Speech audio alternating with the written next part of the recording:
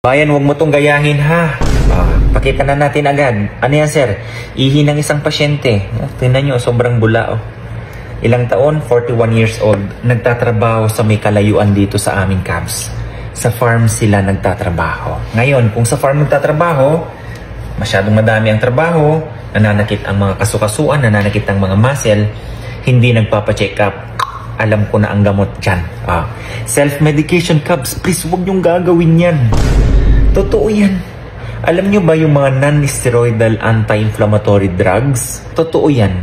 Nakakasira po yan ng bato kapag overdose kayo dyan. Sobra babang paggamit. O kung ikaw, masakit ang ngipin, pak, painkiller. Masakit ang muscle, pak, painkiller. May masakit lang sa banda sa kasukasuan, pak, painkiller. Hindi ka pa naman nagpa-check up. Siyempre, painkiller nawawala yung pananakit. Paano kung inaraw-araw mo yan at hindi mo alam? Tingnan mo to, Cabs, oh. Itong pasyente, ibang nationality po nito ha. Nagtaka siya kung bakit. Harvestan kasi ngayon ng dates dito. Okay? Kung dati nakakaakyat siya ng 10 puno ng dates, ngayon 2-3 na lang daw, sobrang hingal na hingal. As in, hindi na daw siya makaakyat. Kaya siya nagpa-check up. O Cabs, ito lang po ay base sa sinasabi ng pasyente ha. Kasi pagdating niya dito, alam niyo madalas ganito ang sinasabi ng pasyente sa akin. Sir, gawin mo naman ng maayos yung aking analysis. Dahil ganito ang nararamdaman ko, ganito ang nararamdaman. Lolo mo naman, good listener to Cabs. Ang sa akin, advantage dahil nga pwede kong maibigay sa inyo ng awareness. Without asking, hindi po ako lahat, mostly Cabs, hindi po ako nagtatanong yan.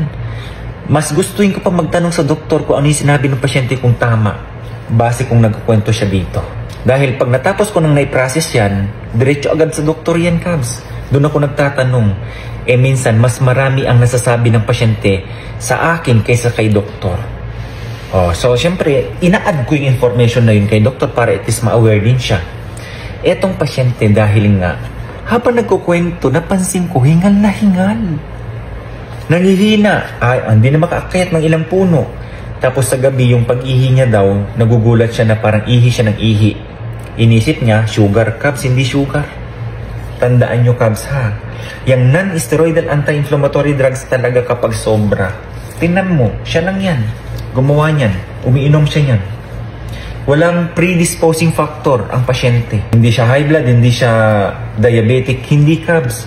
Nasobrahan sa pag-inom ng gamot. Oo, maniwala kayo, kaya kayo, naku. Tinanong ko siya, ilang taon ka na bang umiinom ng ano? Matagal na Cabs, siguro magdadalawang taon. Ang pagkasira ng bato, hindi biglaan yan. Kaya nga silent disease eh. Ngayon, uminom ka ng painkiller. Of course, painkiller, syempre nawawala yung pananakit ng katawan mo. Pero hindi mo alam. Saan ba lumalabas? Kung for example, may excess dyan, yung gamot na ininom painkiller, kidney din. Alam nyo Cabs, ito ha, sabi ng doktor dito sa amin, kasi tinanong ko din siya. Tapos, nagbasa-basa ako. Alam nyo bang ginagawa ng NSAIDs na yan, non-steroidal anti-inflammatory drugs? Binababaan niya yung amount ng dugo na dumadaloy dyan sa inyong mga bato. Yan ay pwedeng mag-lead sa pwedeng problema sa bato talaga Cabs, sa totoo lang. Lalo na kung hindi mo alam. Siyempre nag-take ka, ilata ang lolo mo, nasarap ng tulog. Hindi mo alam kung anong ginagawa niya pala sa mga organ mo yung iniinom mong gamot. Kaya pakiusap po ha, kung maaari, huwag kayong umiinom ng gamot na hindi nyo alam kung anong ginagawa sa kalusugan nyo. Kadalasan kasi ganyan eh. Sa tamad yung magpa-check up, sa tamad, alam nyo yun. Ayaw yung gumastos, mga ganun Cabs. Pero, hindi nyo alam na peperwisyo na yung kalusugan nyo.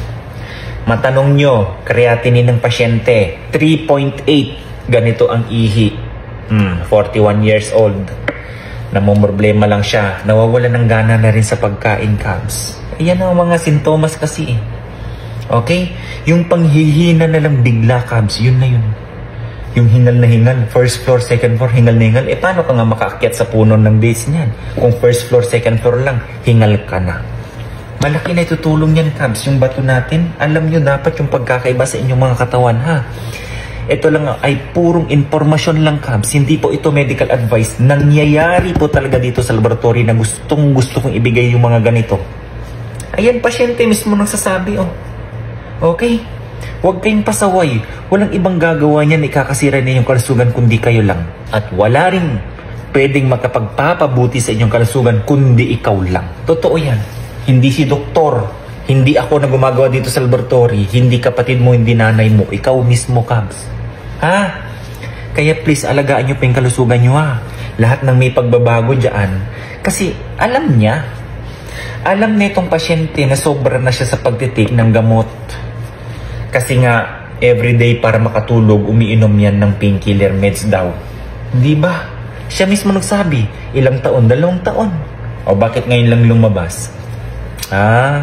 Paano pa yung mga kinakain? Hindi ba? Lahat na yan dapat tingnan din eh. Hindi lang yung sa gamot. Paano yan? Kompleto ba ng... Malay mo, laging dehydrated. Hindi ba? Yung mga ganong tipo. Malay mong kinakain niya, puro mga, alam mo yun, maaalat, matatamis. Hindi po natin alam. Baka andyan na lahat dyan. Nagsama-sama. Okay? Kaya kayo, huwag kayong basta-basta iinom ng gamot, ha? Paalala lang. Okay? God bless everyone.